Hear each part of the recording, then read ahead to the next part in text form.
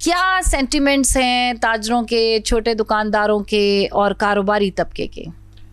देखिए, बजट की तारीख का चेंज होना कोई मेरे ख्याल में इतना बड़ा मसला नहीं है, वो सियासी इशू हो सकता है। कोई आपस की देखिए, दो पार्टियों की हुकूमत है इस वक्त, तो हो सकता है उसमें थोड़ी सी मुशावरत रह गई हो जो उन्होंने आपस में करनी हो। ये आ जाएगा, कल आएगा, जब भी आएगा तो महंगाई लाएगा बजट ने, और क्या करना है। आम आदमी का तो उसमें कोई फायदा नहीं होना जो मुझे नजर आ रहा है। तो बजट में आपको पता, एक वक्त होता था कि लोग बजट को जब सड़क पे भी जा रहे होते थे, कहीं टीवी लगा होता था, खड़े होके देखते थे कि क्या चीज़ सस्ती होगी, क्या महंगी होगी, क्या हमने लेनी है, क्या नहीं लेनी है। तो अब वो वक्त तो ख़त्म हो गया, अब तो महंगाई ही महंगाई है। और पिछले अदवार से ये जब से जंग शुरू हुई है तो पेट्रोल आपको पता है 400 रुपये पे जब पहुंचा है तो आवाम का तो बरकस निकल गया है। इस वक्त बड़े बड़े बुरे हालात हैं।